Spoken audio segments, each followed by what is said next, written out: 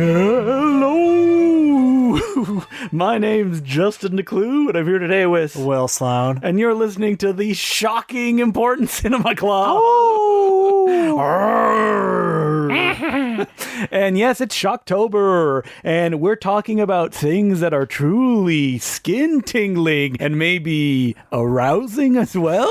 Yeah, the blood will curdle, and then it'll fall from your face, and then it'll go straight to your penis, or other member, depending on which sex you identify as. That's right. On this week's episode, we've talked about universal horror, we've talked about movies that scare us. Now we're going to talk about an unusual topic, a spooky topic, a transgressive topic. We are talking about hardcore horror. Now, is this something that exists and is enjoyed by many, Will? Because some people would say that pornography and horror, they cannot mix. Well, maybe they can, maybe they cannot, but they have been put together, perhaps like oil and water. Multiple times. And some of the movies that we're talking about also come from an era of pornography where there is already something tangibly creepy about their presentation. Yeah, I wanted to do this topic because I myself am trying to see, is there a canon here?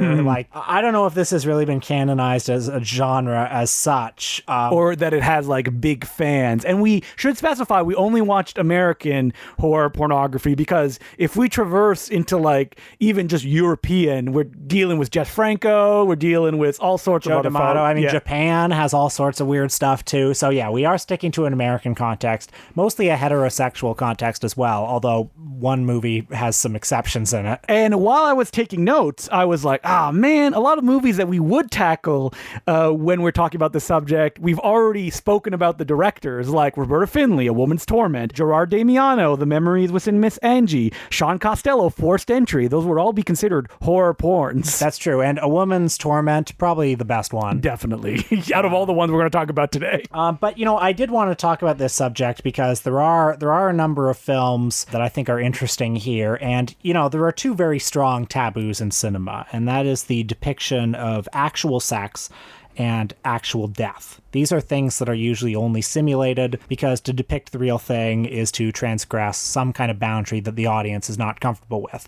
Nevertheless, there are whole genres of films that have been created to accommodate just those things. Real death. The Mondo movie. Yeah, exactly. One of the most famous commercial movies to incorporate real death is Cannibal Holocaust, the Italian horror movie. And that has a number of scenes of animals being killed in it. We can spend all day discussing the ethics of that, but it's obvious what the intended effect is. And even the structure of the Mondo movie can be broken into two strands where you have your Faces of Death, which are dealing with gross and horrifying stuff, but it also went into the sexploitation, look at all this sexy real stuff. That's true.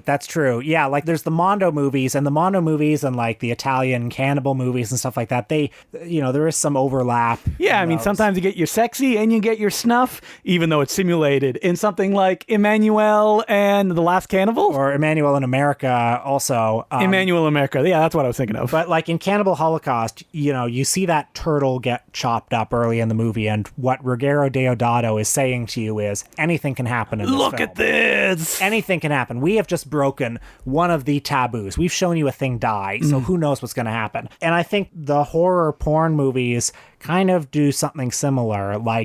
To depict unsimulated sex is to depict something very real and vulnerable and raw. But they're not really making the connection of you're seeing real sex, now see real death. What they potentially say is this is a movie that could show you anything. And a movie that's come up on the podcast before, The Taming of Rebecca by Phil Prince, which is, as upsetting and unnerving a movie as has ever been made. Well, I had it on my list here. If we're going to talk about horror porn, definitely Phil Prince and his Avalon movies would be up there because they're the top tier. Oh, I say top tier as if it's the bottom best quality. Tier. Yeah, but there was a lot of them, and it's the ones that people go to when you're talking about S&M kind of pain and punishment movies. Well, yeah, and it's the sex is unsimulated, and then because it's gone that far, those movies are saying, let's take this to the logical conclusion. Maybe the pain is unsimulated too. Isn't that, and doesn't that frighten you? And when we're talking about movies, we mean it in the basest terms when it comes to those Avalon movies. It's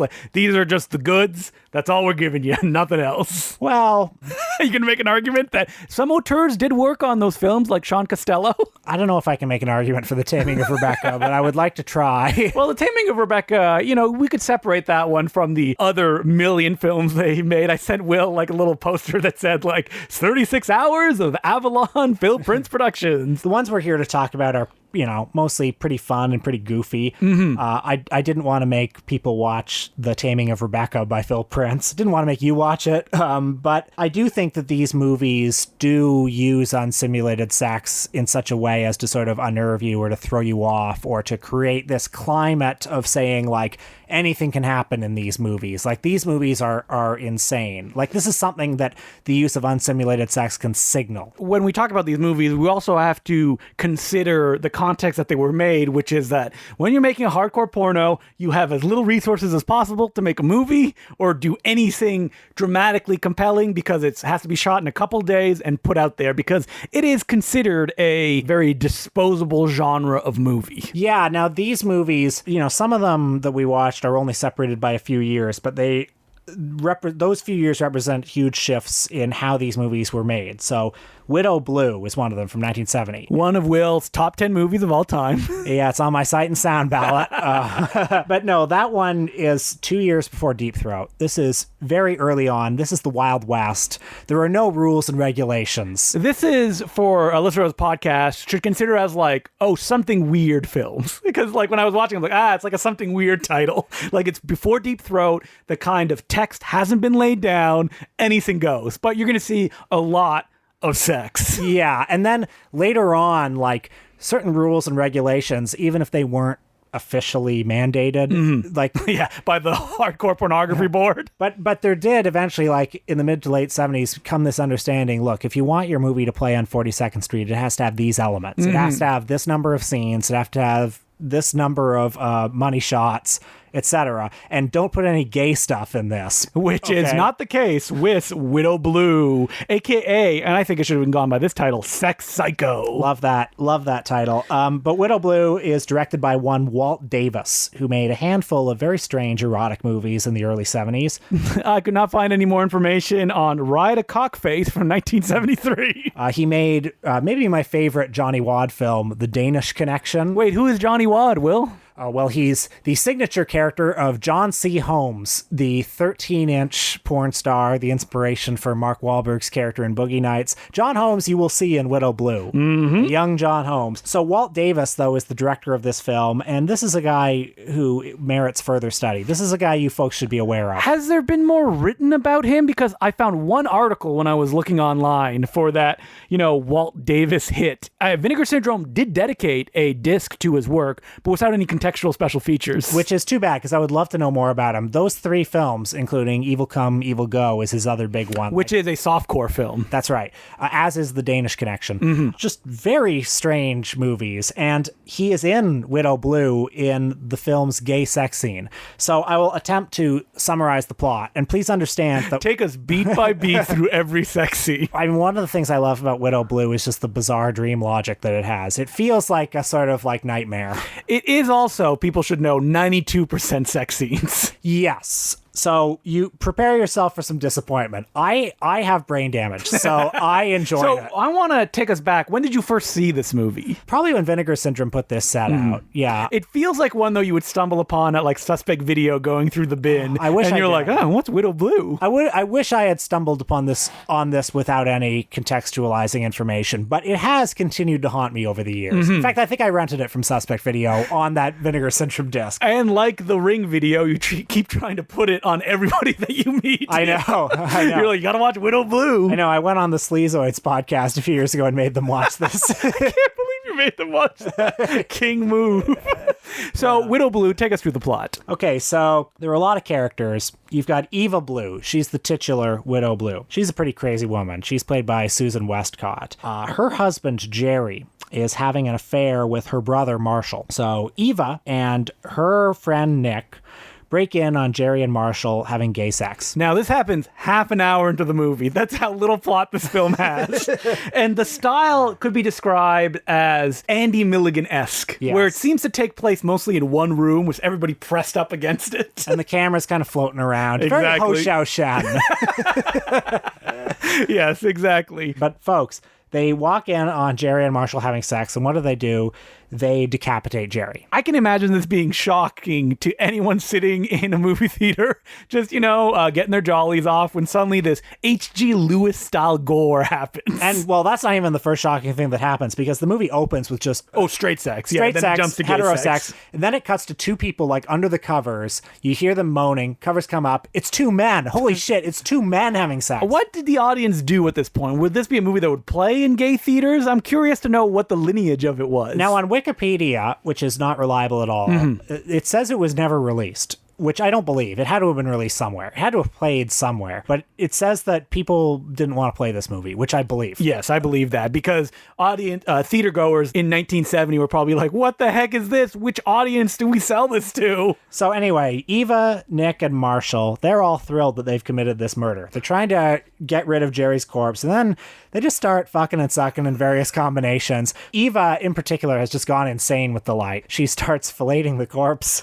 And It's funnier than I'm making it sound. Yeah, it's very kind of tacky in that classic sexploitation way, like those colors that if you've seen enough of those movies, you just recognize. And it's just, as Will just said, love making.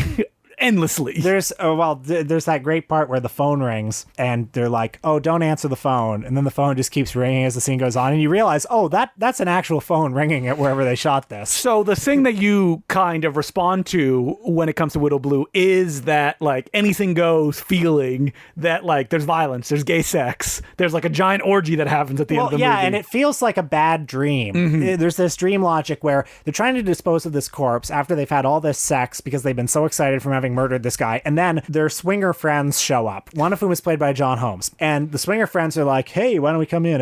We're all 21. Let's have some sex. So they're like, well, okay. Yeah. And then that's pretty much the end of the movie. well, not quite, because it does end with somebody getting their dick bit off. Yeah. Yes. That's pretty much it. And the poetry of the film cannot be conveyed in my description. I do like this movie more than any other living person. And how are the director's other films, like Evil Come, Evil Go? Evil Come, Evil Go, I think, is a little bit more polished. Feels a little bit more like a real movie, but it's pretty weird. Danish Connection feels like it was made up of a lot of different movies. And in fact, I think he did buy a bunch of footage from the filmmaker Bob Chin. Director and producer of all the John Wad martial arts pictures. But it also has, like, just weird science fiction elements, too. The Danish Connection, folks, I don't want to oversell it because it's kind of bad, but you should see it. All right, Will is hunkering down to finally write the definitive book on director Walter Davis. You know what? I'm going to do it. I might write an article. Yeah, not a book. And so moving onward, we're taking a big jump to 1976 with the amazingly titled HARDGORE. Well, this one is kind of a minor legend. Minor legend. Well, I was very surprised when I started looking into it, and there's almost nothing written about this movie. And that's what I value about it, I think, because Where's the Rialto Report episode on HARDGORE? I agree. Rialto Report. Come on, let us know. Well, actually, I kind of don't want them to, because this is one of the few movies that hasn't fully been demystified. Manos, The Hands of Fate, we know everything about it now. Oh my God, yes. Even The Taming of Rebecca, we know everything about it now. But this movie, it's like, it's this mystery. Don't really know who made it. The director is one Michael Hugo. Maybe people have found out. Uncredited, it said on IMDb, so somebody found out who directed it. Yeah, and I think he may have worked in Hollywood in some capacity. Somewhere Joe Rubin of Vinegar Syndrome sitting back, and he's like, I know all this information no one's ever asked. I mean, look, if somebody puts out the definitive book on the making of HARDGORE, we'd be there. I will read it. One of the few movies that remains a mystery. Oh, the definitive book on hardcore horror pornography. I guess I'll have to write it. Yep, somebody has to take that bullet. So anyway, HARDGORE, well, it's just like what the title suggests. It's very definitively a hardcore porn film that has horror elements. I did enjoy at the beginning that first 10 minutes plays like a classic kind of no-budget porno. It's a woman, she's a nymphomaniac, she's locked up in the mental institution, and what does a nymphomaniac do when she's there? Has sex, of course. Yeah, this is a very bad mental institution. This is a mental institution that does not know how to take care. We learn a little bit later why that is. It's because they worship Satan. That's right. So she keeps having these very strange dreams of these weird orgies where people are wearing weird masks and doing strange rituals, and they're ejaculating nonstop, constantly. They love ejaculating to the point that sometimes it's just dildos ejaculating. Just spewing out streams of milky liquid over and forever and ever and ever and ever. I was impressed that I could tell in some of these sequences, the director's like, I'm going to make an attempt. There's a dolly shot where the woman is standing on it and she's moving down the hallway like a Spike Lee film towards a giant like colored door. There are strange goings on. All the nurses that she has sex with keep dying. Don't put that electric dildo into where it's supposed to go. It may start a fire. There are some bad people at the hospital. There's a hideous scene in the morgue at the hospital, which I do think is like genuinely kind of like, you know, a pretty ugly scene, frankly. I mean, this is an ugly film through and through. Well, I love that you can't get a good-looking version of this. It really only seems to exist. Maybe someone's got a print somewhere, but it only seems to exist on a shitty VHS master. It's a copy from the great Alpha Blue Archives that put it out into the world. Alpha Blue Archives, for whom no image quality is too bad. No, but sometimes, you know what? It's maybe the only version that they can get out there. Hey, they're doing God's work. And it's just filled with like, sex scenes where they're in a giant white room on what looks like a rotating bed, or it's a man in a executioner's mask having sex with a woman doggy style and then putting her head in a guillotine and bringing that guillotine down. Oh, and somebody else gets their dick bitten off. Yes, that's right. That happens early in the film. That's a classic go-to horror porn thing, you know? Yeah. And whenever that happens, I'm always just hooting and hollering and clapping. I think that hardcore, though, is kind of like the, base text of what you expect a horror gore porn film to be, which is like not much story, lots of sex, interrupted every now and then with some gnarly H.G. Lewis style gore. Yeah, I think you're right. I watched another film this week, just for fun, just because I was having so much fun in this topic. Just threw it on. Vinegar Syndrome put out this great, like, multi-disc release a few years ago of just, like, one-day wonder porn films. Thank the maker for Alpha Blue Archives and Vinegar Syndrome. Where would we be in porn, history if we didn't have those two companies? It was called, I think, like, A Night at the Pono, and it had like 10 sort of weird horror genre porn. Now, you watched a porn giallo, I believe for the second time, right? No, this was the first time I watched it. And it was from that set. It's called Come Deadly, and the reason I didn't watch Great title. Yeah. The reason I didn't watch it until now is because I knew it was going to be bad. Yes. And it was. Well, you knew it was going to be bad. Like, it was going to be a revelation of any kind. But here's the thing. It's like having this podcast, sometimes I have the opportunity to be like, well, now I have a reason to watch it. Yes, there you go. So I'm going to watch Come Deadly from 1973. They did say on the box that it's a porn giallo, and I was skeptical. I thought, that sounds like a company trying to sell me on this. But no, they're right. It is a porn giallo. It's got a masked, hooded killer. Does he have black gloves? Yeah, he's got black gloves. He's dressed in all black. Definitely was made by somebody who liked those Dario Argento movies at the time. Could it be a William Lustig type, if you will? So what is the narrative to sucking and making love ratio? The horror element probably occupies 30%. Okay. That's pretty good for a hardcore porno. Yeah, it's pretty good, but I mean, yeah, it's not a good movie. No. Nothing about it is good. It's not like Radley Metzger behind the camera bringing real artistry to these events. I do think that it's a problem that you can't hear any of the dialogue. Ooh, that is a big problem. But yeah, it's this. The director's like, who cares? Just listen to the dialogue for this. It's this killer who's stalking this theater company, and one by one, et cetera, et cetera, et cetera. Can you imagine it was like a killer in a porno theater killing patrons? That would be wonderful. A great movie, yeah. I do recommend this movie, though, just as I recommend every movie ever made, because somebody worked on it. No, I mean, it's just great. It's somebody's favorite movie. Every movie is. Not true. Absolutely not true. It's great that this movie exists. It's a funny idea for a movie. If you throw it on as background noise, it's funny. And it's great that it's been preserved and that it made its way here, and that's enough. As you wrote in your review, your partner came over and was like, oh, wait, are the neighbors having sex? Oh, no, you're watching a porno again. So we ended with a film. I'm like, listen, Will, we're in the 70s. We got to move to 80s when we're still shooting on film. And I have seen this film, Driller, from 1984, a porn parody of Michael Jackson's Thriller, said to be from the golden age of pornography. Would you agree with that statement? Because I don't associate the mid-80s with that. Now, I've seen the golden age of pornography classified as like 1972 to 1985. Okay. So it's like that's a long stretch. It gets in just under the wire. I personally think it's stretching it, especially if you're using this as an example. Well, it's shot on film, so I'll give it that. I don't think it's a worthless movie. No. It's called Driller, a sexual thriller. I mean, what's the difference between this and Ed Wood's Orgy of the Dead? I think that's a good question. I think it's, well, I mean, one of them is more fun. I like one of them better. That's the difference. But it is comparable. It's similar. So it is a feature-length porn parody of Michael Jackson's Thriller music video.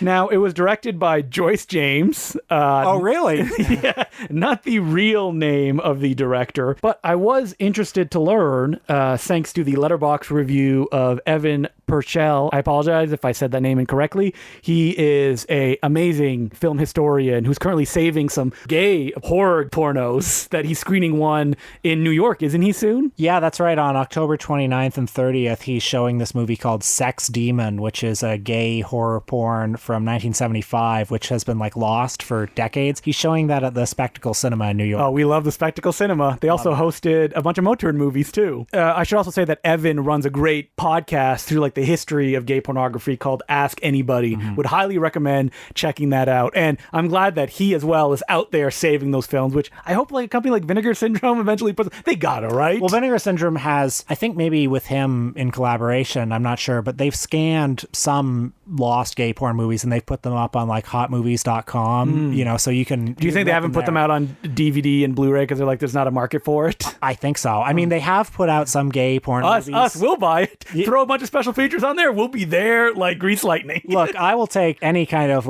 bizarre outsider art. But don't just put the movie. I mean, if that's all you can do, you can find people to talk about it for free. Probably not us on gay pornos. I mean, hopefully Evan can jump in there because what a fascinating and undocumented world that is. But he wrote a Letterboxd review of this Driller, a sexual thriller. And it mentioned that, this was actually made by the woman who wrote Black Roses and Rock and Roll Nightmare. And I was like, whoa, I know those movies. The ones directed by John Fasano. And so add this to your 52 films by women Letterboxd list. Oh, it is there. I've seen it on those lists.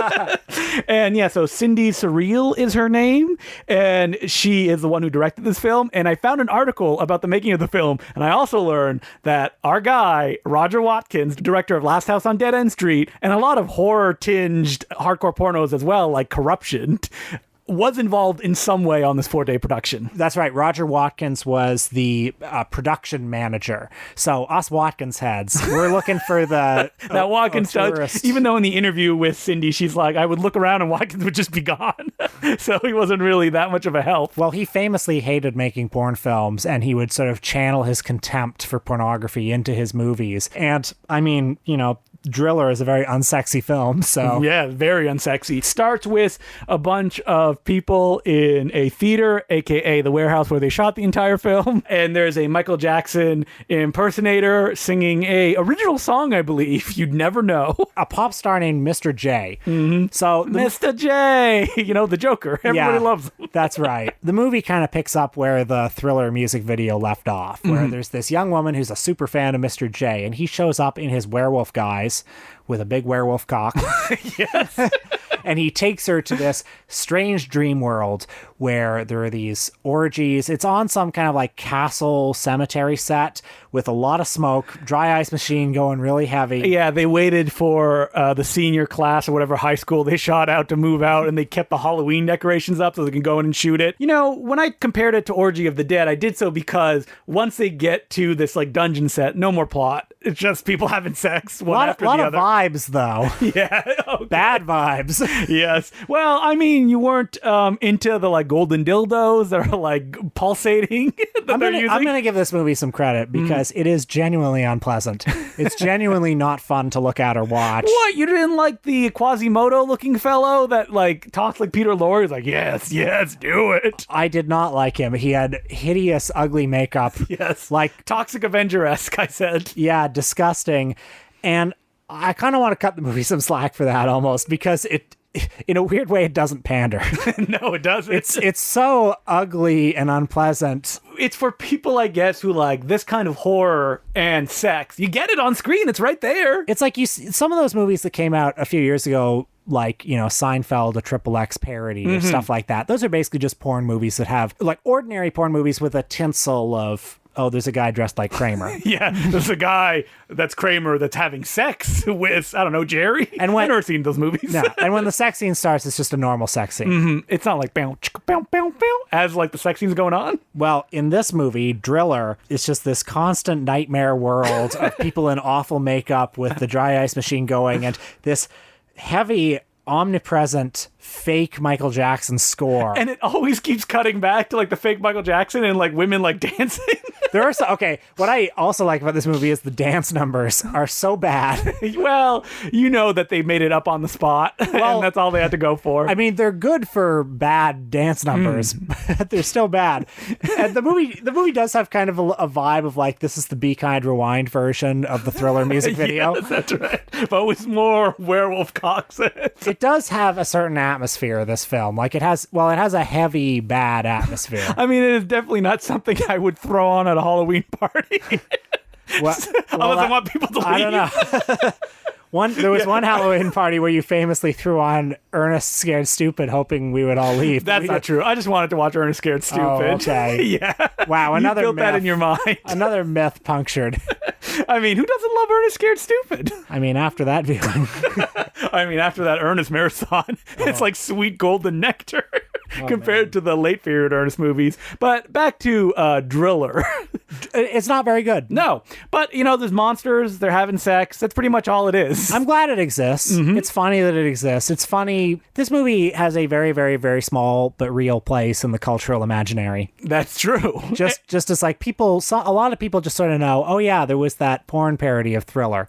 And that's nice. That's nice that it I mean, exists. it's not gory like the other movies that we talked about. It's not transgressive in any way other than like horrifying monster men having sex. At one point, there's a zombie orgy, including a guy in a Richard Nixon mask and a guy in a Ronald Reagan mask. Yeah, that's baffling. I mean, what's spookier than that? You do wonder. Okay, I guess. Well, they ran out of time. They probably didn't have enough time to do zombie That's makeup. true. Wanted to throw some people in there. When did the Dark Brothers start making their films? Around this period, where that like kind of like neon look, new was coming, wave hookers stuff with a like lot that. of like the sex in the Dark Brothers movies, like new wave That's hookers. mean. Yeah, it's like it's ugly and it's rough, but it's also supposed to be kind of hot in that way, you know? In this movie, it is not hot. No. I mean, it stinks of desperation. And when you read the interview with the director, she's like, I didn't know what I was doing. I had 4 days. The fact that there's anything that was out there is good enough for us. What have we learned today?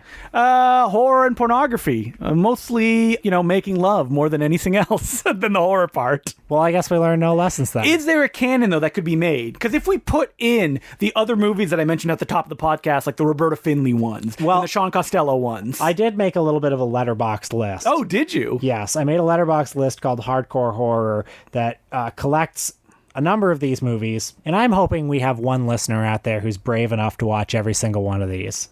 Everyone? Yeah. So I'm looking at the list right now, and there are some that I don't recognize, but I'm glad that you have A Woman's Torment. You got some Joe D'Amato, Porno Holocaust. Does that have hardcore pornography scenes in it? I've never actually seen it. Yeah, it's bad. It's bad. It's very bad. So I would say though that like there's a limit to how many of these. Isn't Intrusion a good one? Intrusion's a pretty good like roughie if you're into that kind of thing. Yeah, which you may very well not be. I think that when you're going into like horror pornography, you're instantly going into roughy territory because that's where it kind of moves towards. Yeah, I would say that what really attracts me to this topic is it's like what we talked about in our episode, What Scares Us. And some of these movies, it's that mingling of reality and fantasy. It's that this can be real. You look at a movie like Forced Entry, and because you're dealing in unsimulated sex, Like you're thinking, okay, something is real here. How much is real here? So I hope that we suggested some frightening movies that people hadn't seen before. Yeah, what I'm trying to say is, you people watching your Shocktober horror movies, like You're like throwing on Return of the Living Dead or Texas Chainsaw 2. Yeah, man up and watch something really transgressive. Yeah, when you're having that horror party, you throw on Widow Blue. Oh, you think you're so cool because you saw Titan. Titan, you mean? Titan. Yeah, no, yeah. Watch the story of Prunella and then come back to me. And as per usual, you can send us emails at importantcinemaclubpodcast@gmail.com. And our first letter is from Alan Bancroft, and it goes, "Hello, Important Cinema Club. The end of your What Movie Scared Us episode, where you asked listeners to share their own stories, inspired me to share with you two the story of a movie that scared me as a young lad. Growing up, my mom had very strict rules as to what I was allowed to watch, and so my exposure to horror was nearly non-existent. I'd like to think that at least partially explains the fear experienced at the hands of this movie. One of the houses I lived in had my bedroom placed at the end of a long, skinny, and dark hallway. Ooh, always a scary place.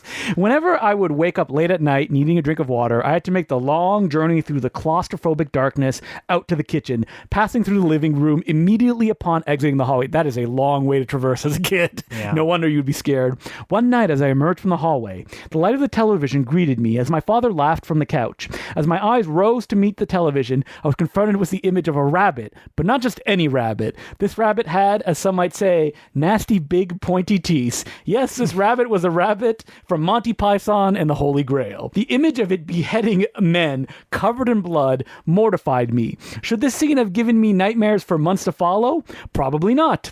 But my sheltered 10-year-old psyche couldn't handle the combination of such an innocuous animal with these base, heinous deeds. And the fact that my father would laugh at this horrible act of dismemberment only further added to my terror. Within a year, oh my God, a year, my fear subsided, and I became, like many grade school boys at the time, a huge fan of the Pythons. My fondness for them persists to this day, which I like to think makes this anecdote even funnier. Anyways, thanks for the stories of what movies scared the two of you as kids. I could imagine as a 10 or younger, seeing that scene out of context would terrify you. I completely agree. Yeah, and even in context, if you were really young, I mean, the gore in that movie is very graphic and intense. Yeah. So, yeah. Can you imagine being like, I am kept late at night by Sam Peckinpah's salad days? I remember a kid when I was in like grade school, like really young, saying that he saw The Meaning of Life and that the guy exploding. Very disturbing. Yeah, it gave him nightmares. That and also the live organ transplant scene. Yes. Yeah, if you're a kid, that's scary. Yeah, it's bloody, it's gross, and it feels like a serious British context. Yeah. I mean, it's not shocking that it would scare you, especially if your parents try to keep you from all that stuff, so you have no kind of exposure to even the slightly horrific. That's how you get serial killers, man. Yeah. So if you're a parent out there, and show them The Taming of Rebecca. No, build them up slowly. Park your 5-year-old son or daughter in front of the TV and show it and say, you better like this. Yeah, and then we're moving on to hardcore. Yeah. So thank you very much for the letter. And as per usual, you can send us emails at importantcinemaclubpodcast@gmail.com. This week on our Patreon, we consider Shocktober. What are we talking about, Will? Well, we're sort of talking about Hammer horror. We take a lot of detours. No, we take a 2-minute detour right at the beginning. We take a 2-minute detour at the beginning, just riffing about well, you'll find out. Yeah. Social media. So check in our patreon.com/theimportantcynical. We kind of make it basically an episode on Hammer and why we haven't talked about Hammer. That's true, but we also devote particular attention to one of the lesser loved Hammer horror movies, but one that we think is pretty good, which is The Legend of the Seven Golden Vampires, the Hammer horror kung fu movie from the 70s. Yeah, that the Shaw brothers were co-producers on. As you were talking, I was like, oh yeah, we did take a long detour about being like, who are these nostalgia magazines for? Yeah, that's right. So you can check that out. It's a wild and woolly episode, and you can hang out with the boys, and you can pretend you're the third guy in the room. At patreon.com/theimportantcinemaclub. And get on there as well if you're a $10 subscriber, because you can vote which famous horror film we'll have to do as a Patreon episode. Will it be Phantasm? Will it be The Lost Boys? It won't be Lost Boys. Nobody voted for that. I think they're like neck and neck, though, that there's like other movies near the bottom of the list, like Jacob's Ladder and some other one that people really want us to talk about. And you could be the deciding vote. So become a Patreon subscriber now. And next week, yes, pain and pleasure, indivisible, because we're going to be talking about Hellraiser. That's right. We do a franchise every year in Shocktober. We've made it through all the good ones. And we still have Leprechaun, of course. That's true. And what's shocking about this franchise, Will? I have never seen a Hellraiser movie. Not a single one. So I'm excited. Yeah. Let's go. You're probably going to see it and it's like, it's too late for me to see this now. I guess. I don't know why I never saw them. You know what? You know why I think it is? It's because the Nightmare and the Friday movies and the Halloween movies, those already take a lot of time to get through. They do, yes. And then Universal and Hammer and Do you know what I learned this There's so week? many fucking movies out there, okay? That shocked me is that Matthew Kumar has never seen a Friday the 13th movie. Really? Yeah. Well, I don't want to shame anyone. No. It's not like those are, No, good. He could have better uses of his time, for That's sure. true. But that seems like actively trying to avoid those kind of films, I guess. What was his explanation? He just said it just never really came up. And I guess if you never have an interest in horror, because that's like the magnet that you go towards because they're the most popular and they're like the forbidden fruit. Yeah. And then it moves out from there. And I don't think he's ever really had that interest. So, lots of people like there out there. He said, let's do a marathon. Let's watch them all. I'm going to watch them all in one go. Oh. What could that experience be like? Oh, man, that would be so fun. Yeah, you've never seen one and then suddenly whoosh, you're taking them all Suddenly you in. see the same movie 8 times. And you're like, wait, he's going to space in this one? What's going on? Oh, God, I would hate to be you for the first, 2 movies of that marathon, Yeah, you know? yeah, 2.5 movies, let's be honest. And the last couple. The puzzle also. box. Yeah. And then most of the middle, and then... So that's it for this week's episode of the Important Cinema Club. I've been Justin Clue. I'm Will Sloan. Thanks for listening. Hello. We interrupt the regular scheduled programming to thank some of our new patrons, who include Hayden Michael Cole, David Valkanet, Ferris Zaki, Phil Brown, Tedus Duras, Andre Lekvi, Surgery Head, and Tom Golden. Thank you very much for becoming patrons. And if you're out there, love the show, and want to help in a different way, you can also give us a review at Apple Podcast or whatever podcast tool that you utilize, and brings a smile to me and Will's face. And with that, we now return you to your regular scheduled programming. Ooh. Well, I went to see the new James Bond movie yesterday. Finally. Yeah, I thought it was fun. Yep. Better than Spectre. Yeah, better than Spectre, I guess. Really? I thought it was about the same as Spectre. I remember Spectre being such a drag, and I had fun with this one. I kind of had a good time watching Spectre again on TV a few months ago. I don't know. Bond got to say puns in this one. I enjoyed that. Yeah, that was fun, and it had a lot of the Bond stuff I like in it. You're like, Christoph Waltz is back. Get him out of here. Nobody wants him. I don't like that serialization shit. Oh no, yeah, you want it like new adventures every time, right? Yeah, I want him. Every movie should start with a big stunt, and then he goes to M's office, then he goes to Q, and then he does. James Bond doesn't have sex with enough women in No Time to Die. I mean, I agree. Yeah. But anyway, I noticed that this movie has underperformed at the North American box office. It's doing well overseas, but it opened a little less than they expected. Maybe it could be, I don't know, COVID or stuff like that. Well, it could be COVID, and I actually want to analyze this a little bit. I want to introduce a little bit of Will's business corner here because... Ka-ching! That's a sound effect to get into it.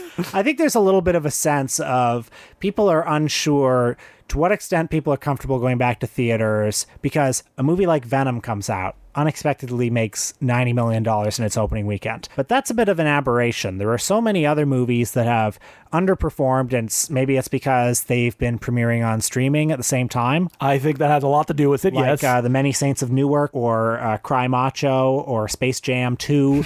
Or maybe nothing to do with quality. Well, I mean, that's the other thing. It's like maybe also people don't want to see those movies. And a lot of the movies that were like, okay, this is the one that's going to get people back into the theater. Like Fast 9 did okay, did pretty well. You know, it's on a downward slope, right? People are getting less and less excited about that series. When you see that it made less money than the last few did, how much of that is COVID? How much of that is people just exhausted with the movie? How much of it is people have gotten out of the habit of going to see movies, and then the big movie is Fast 9, and they're like, I already get it. I have to tell you, though, that I know somebody who loved Venom, loved it, and they were like, I don't want to go to the theater to see it. Now with this COVID stuff going on. So Interesting. That is a big element of it as well. How much of it is, like, even No Time to Die, people are like, do we need another James Bond movie?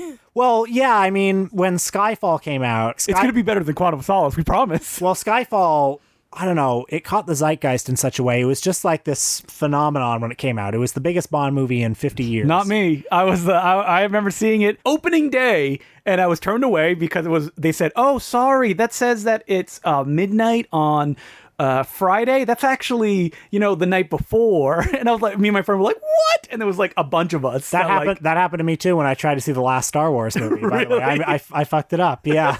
Well, we all had. And then finally, when I did go see it, I was like, it's not that good. But people love it, so I'm in the minority. It. And the two since then, I don't know, there's just been a general sense in the marketing of them and the reception of them. No Time to Die, the endless marketing of it. Yeah, that's been going on for 2 years. They seem to, the two movies since then seem to be kind of like coasting on the fumes of Skyfall. You know what I mean? It's like, they are like, these movies are the sequel to Skyfall. And then how many times can you get people excited to say he hates serialization? None of that. No, I'm not trying to say that. What I'm trying to say is like the general sort of malaise that's affected the box office. I cannot pinpoint to what extent it's COVID and to what extent it is dissatisfaction or disinterest with the movies themselves. I think it has a lot to do with COVID, because I think that people, if they was more free and there wasn't like a feeling of that they would just go see movies because it's something to do. But Venom made $90 million. It did. People love Venom. Does it say something about the audience to Venom that they're just going out there and seeing that movie? I don't know.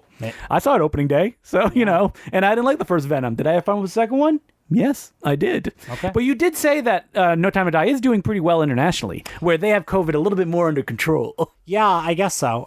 Than North America. But also Bond always does well internationally. It always does better internationally than in the U.S. Well, you know what happened with James Bond, right? That Amazon bought the right to the franchise? Well, Amazon bought MGM. Yes. So, is there going to be big James Bond movies anymore? Is there going to be a little bit of James Bond Jr. in the streaming space? Oh, you think we're going to get like spin-offs like Moneypenny, the series? Oh God. Yeah. No, they can't do that because it has to be the canon of movies. No. I like how, Will, you're like clutching to this. It's like, it can only be the movies. Yeah, a movie comes out every 2 to 7 years. Nope. And they're going to fire the Broccolis, get them out of there. Well, that would be Get those zombies. Yeah. And they're going to hire, I don't know, Brett Ratner. It's going to Brett Ratner. shepherd the James Bond. Oh, yeah. There's no hotter name in Tinseltown right now than Brett Ratner. Everyone's dying to work with that guy. I mean, what would make you like really excited for a James Bond movie if they made like an announcement of... Is there any way? Yeah, Pierce Brosnan coming back. No, a multiverse James Bond where they have like a Timothy Dalton still alive. Okay. So he comes back. Multiverse James Bond. You ask me what would get me excited about a James Bond movie. Any James Bond movie will get me excited. I'm excited for every and any James Bond movie. I will always go see them. I mean, I speak of a certain malaise around this one, but whatever. I still went to see it. How has no one made a Timothy Dalton, Pierce Brosnan, like fake spy movie where they're like a team-up film? That I would love to see that. I mean, they've each made. Well, I mean, Brosnan made The November Man. Yes, so that's kind of his Never Say Never Again. Yeah, but I want them together having adventures. I would love that. Directed by, I don't know, Rennie Harlin. Rennie Harlin, yeah. That sounds about right.